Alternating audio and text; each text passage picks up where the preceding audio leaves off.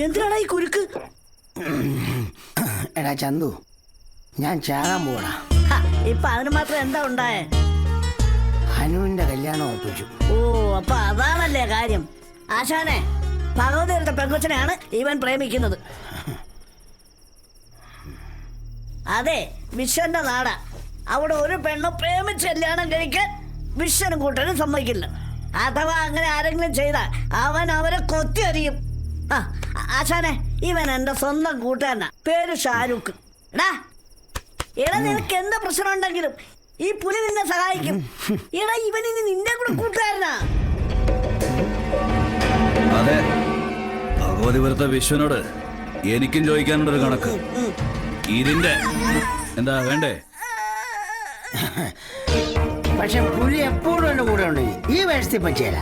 വേഷമൊക്കെ ഒന്ന് മാറി ഒരടിപൊളി വേഷമായിരിക്കണം.